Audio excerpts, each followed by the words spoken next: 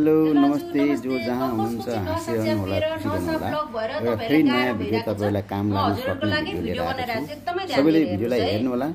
नसच्यापेर तपाईहरु लोकल फर्सीको बिया लिनुस् ल यो चाहिँ मैले फलो गर्नु होला नपाएर यो गरे लोकल फर्सीको बिया राख्नु 10-12 वटा है अनि यो हरियो दुबो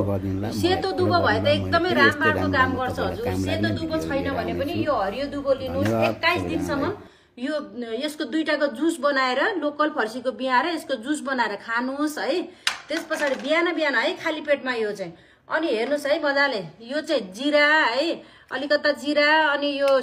मेथी है त्यसपछि ज्वानो है अनि यो के भन्छ सोप हरिवाला सोप है अनि यति तीनटा चारवटा चीजलाई भुट्ने तावामा बट्टामा हालेर राख्नुस् है अनि यो पनि त्यसैमा मिसाइदिनुस् यो चाहिँ सक्खर हो कालोवाला सक्खर लोकल सक्खर ओरिजिनल सक्खर ल्याउनुस् है अरु सक्खरले हुँदैन